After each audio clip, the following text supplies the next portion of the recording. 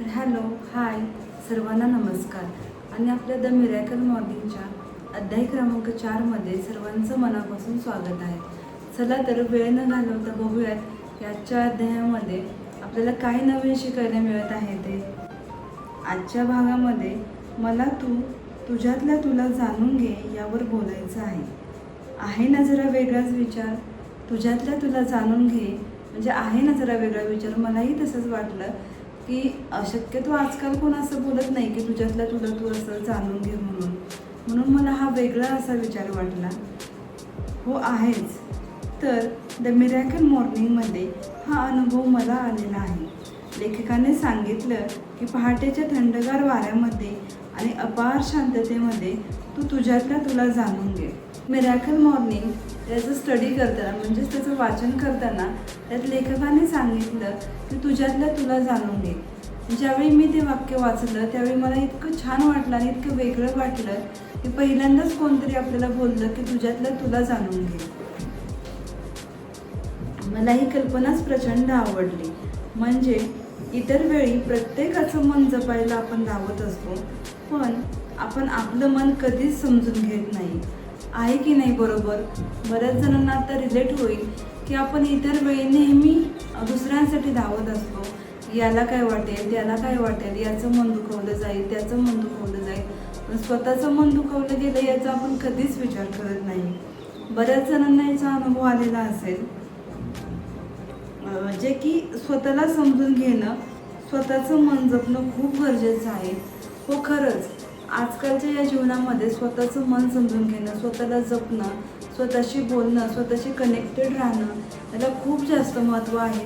आणि तेच बरेच जण लोक करत नाही आहेत. दुसऱ्यांच्या दबावाखाली म्हणा किंवा बर्डनमध्ये येऊन लोक काय करतात, ते सतत दुसऱ्याचा विचार करतात की ह्याला काय वाटलं असेल, त्याला काय वाटलं असेल, हे काय बोलेल, ते काय बोलेल. पण तसं नाही, स्वतःचा विचार करणं खूप जास्त गरजेचं आहे. हेच लेखकाने याच्यामध्ये सांगितलेलं आहे. आणि मला सगळ्यात जास्त हेच वाक्य आवडलं की तू स्वतःसाठी जर स्वतःचा विचार कर असं लेखकाने सांगितलं.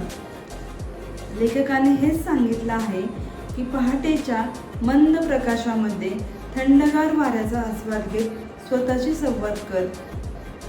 स्वतःला विचारा की तू कसा आहेस, तू कशी आहेस. जर मनातून मी बरा आहे असा आवाज आला तर तुम्ही योग्य ट्रॅकवर चाललेला आहात. पण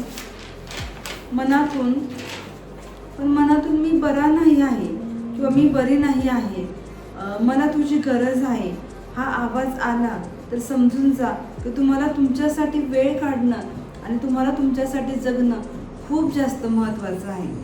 तू स्वतःला जाणलेस तर तुझ्या मनाच्या पाकळ्याही आपोआप उमलतील. जसं एखादा गरुड पक्षी मुक्तपणे स्वर्गात विहरतो, तसे तू स्वतःला जाणलेस तर तू देखील विहरशील. समुद्राकडे पोचताना नदी जशी नाचत जाते तसे तू जर स्वतःला जाणलेस तर तूही नाचू लागशील.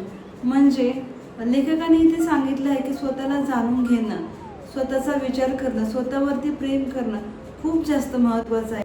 म्हणजे आजकाल एक ट्रेंड आला आहे बघा, सेल्फ लव्ह. आणि खरंच सेल्फ लव्ह असणं हे खूप जास्त महत्त्वाचं आहे आजच्या काळामध्ये. आपल्या आयुष्यातील प्रत्येक क्षणावर आणि जगण्यावर आपले लक्ष असावे. जी काही परिस्थिती आयुष्यामध्ये असेल तिची जबाबदारी स्वीकारून पळवाटा न काढता त्या परिस्थितीचा सामना करता आला पाहिजे. आणि हे सगळं करताना स्वतःवर अन्याय होऊ देऊ नका. म्हणजे बघा ना, एखादी परिस्थिती किंवा एखादी घटना आली तर आपण त्याची जबाबदारी स्वीकारत नाही, पण त्याची जबाबदारी स्वीकारणं हे सगळ्यात जास्त महत्त्वाचं आहे. बरेच लोक काही करतात की त्याच्यापासून पळवाटा शोधायचा प्रयत्न करतात की नवीन काहीतरी मार्ग शोधेल किंवा नाही मी इथून जातो वगैरे असं काहीतरी पळवाटा शोधायचा प्रयत्न करत. पण तसं पळवाटा काढायची काहीच गरज नाही आहे. आपण त्या ठिकाणी खंबीरपणे उभं राहायचं आणि त्या परिस्थितीचा सामना करायचा.